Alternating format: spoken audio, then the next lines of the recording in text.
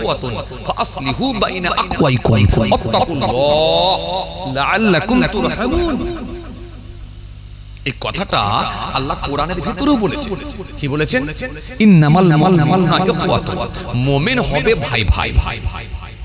মুমিন হবে, মুমিন হবে, কথা বলে মুমিন হবে ভাই ভাই। ফাসলিহু আখওয়াইকুম, আর তাদের মধ্যে কোনো সমস্যা তৈরি হলে সেটাকে আপোস করে নেবে, মিলিয়ে নেবে, মিলিয়ে নেবে, মিলিয়ে দেবে।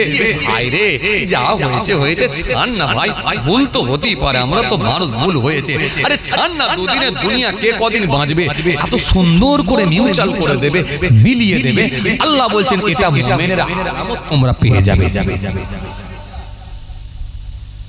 লোকটার মধ্যে দাঁড়িয়ে আছে, লোকটার মধ্যে টুপি আছে, লোকটার মধ্যে জুব্বা আছে, কিন্তু লোকটা এত বদমেজাজি লোক, এত উগ্র লোক, এত আওয়াজ হচ্ছে, কর্কশ আওয়াজ দেয়, এত আওয়াজটা এত আওয়াজটা এমন তার করা, এমন আওয়াজ দেয় লোকে যেতে তার কাছে ভয় করে না। এটা কিন্তু আমার নবীর মধ্যে ছিল, খুব ভালো করে বুঝবেন, এটা আমার নবীর মধ্যে ছিল। আমার নবীর আওয়াজ ছিল খুব মিষ্টি, আমার নবী কথাবার্তা বলতেন খুব মার্জিত ভাষায়, খুব আস্তে আস্তে। এই জন্য তো কাফের, বেদিন, মুশরিকেরাও আমার নবীর ব্যবহারে মুগ্ধ হয়ে গিয়ে তারা ঈমান কবুল করেছে। আমার নবীর ব্যবহারে, আমার নবীর কথাবার্তায় তারা ব্যবহার আচারে মুগ্ধ হয়ে গিয়ে ঈমান কবুল করে নিয়েছে। আপনি নামাজি লোক হলে তো আপনি উগ্র কথাবার্তা বলতে পারবেন না, আপনি নামাজি হলে তো আপনি কর্কশ ভাষায় কথাবার্তা বলতে পারবেন না, আপনি নামাজি হলে তো আপনার টোনটা, ভলিউমটা এত বেশি থাকতে পারে না, আপনার নামাজি হলে, আপনি ভালো মানুষ হলে আপনার আওয়াজটা তো এত উঁচু আওয়াজে থাকতে পারে না। কিছু কথা বুঝতে পারছেন? কিলবিল করছেন কেন আপনারা?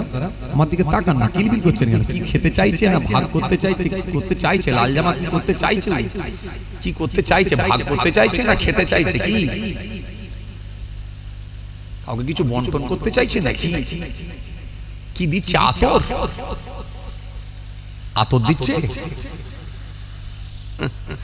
সমস্যায় পড়েছি আল্লাহ, হুজুর দেখেও ফেললো, দেখো ফেললো, মুশকিল। একটু পরে ভাগযোগ হোক, খেয়াল করেন, খেয়াল করেন। বন্ধু থাকলে ভাগযোগ তো করতেই হবে, একা খেলে হবে? ওরা তো খারাপ ভাববে, তাই না? সবাইকে তো দিয়ে খেতে হয়, তো একটু পরে হোক। আসেন, এখন খাওয়া দাওয়াটা বন্ধ থাক। কি বলছিলাম? হ্যাঁ, সাহাবায়ে কেরামেরা এই তিনটে লাশের ভিতরে একজনের দিকে ইন্ডিকেট করলেন, করে কি বললেন? এই মানুষটা অত্যন্ত ভালো, সবাই ভালো হুজুর, কিন্তু এর ব্যবহারটা ছিল একটা আলাদা। ব্যবহারে মানুষ মুগ্ধ হয়ে যেত। এই শুনছেন আপনারা? ব্যবহারে মানুষ মুগ্ধ হয়ে যেত। ওফ, ব্যবহার হুজুর, আপোষের মধ্যে গোলমাল লেগে গেলে ঝগড়া বন্ধ করে দিত, এমন ভাবে মিষ্টি মিষ্টি করে কথা বলতো। আর আল্লাহ এই জন্য কোরআনের মধ্যে আয়াত দিলেন, মুমিনের ব্যবহারটাও কিন্তু অন্যরকম হবে, ভাই ভাই হয়ে যাবে। আর কি?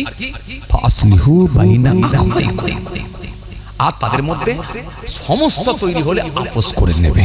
আর কি? ওয়াত্তাকুল্লাহ, তারা আমি আল্লাহকে ভয় করবে। জোরে বলবেন না? ওয়াত্তাকুল্লাহ, তারা আমি আল্লাহকে ভয় করবে। লাআল্লাকুম তুরহামুন, আর তাদের উপরই আমি আল্লাহর দয়া, অনুগ্রহ এটাও থাকবে। আমার দয়া তাদের উপরে থাকবে, এরা ঈমানদার মুমিন। কেন? ইবাদত করার নির্দেশ দেওয়া হয়েছে এই জন্য, আপনাকে নম্র করে দেওয়ার জন্য, আপনাকে ভদ্র করে দেওয়ার জন্য, আপনার মধ্যে শিষ্টাচার আনার জন্য, বড় ছোট মানামানির জন্য, আপনার কার্যকলাপ কর্মকাণ্ডটা সব নবী আনা নাকশাই করে দেওয়ার জন্য, এই জন্য ইবাদত করার নির্দেশ দেওয়া হয়েছে। ইবাদত করলে আপনি উগ্র থাকতে পারবেন না, আপনার গলার আওয়াজ অত বড় হবে না, কবরস্থানে গিয়ে চিল্লাতে পারবেন না, মসজিদে গিয়ে চিল্লাতে পারবেন না, মসজিদে গিয়ে চিল্লে হাট বসিয়ে দিতে পারবেন না, গোরস্থানে গিয়ে চিল্লে লোককে ভয় খাইয়ে দিতে পারবেন না, জানাজার নামাজে এমন আওয়াজ দেবেন গোটা লোক সব আপনার দিকে তাকিয়ে থাকবে যেন কত বড় মাস্তান এসেছে। না, এগুলো নেতাদের আলামত। এই নেতারা চিৎকার দেয়, দিয়ে বুঝিয়ে দেয় আমি একজন হত্যাকর্তা, এখানে আমি দাদা। এই দাদাগিরিটা চলবে না ইসলামে। খুব ভালো করে বুঝবেন, খুব ঠান্ডা মাথায় বুঝবেন বাবাজি, খুব ঠান্ডা ব্রেনে বুঝবেন, এত সহজ কিছু কথা বুঝতে পারছেন? জি চলো তাহলে আমার নবীকে কি বলে হুজুর এই তিনটির ভেতরে এই মানুষটার ব্যাপারটা অত্যন্ত ভালো ছিল, খুব আস্তে আস্তে কথা বলতো, মার্জিত ভাষায় কথা বলতো, হাসি মুখে কথা বলতো, হুজুর আমাদের জান ঠান্ডা হয়ে যেত। হুজুর এই মানুষটা চলে গিয়ে আমাদের বিরাট ক্ষতি হয়ে গেল, বিরাট ক্ষতি হয়ে গেল। আল্লাহ নবী সাল্লাল্লাহু বললেন,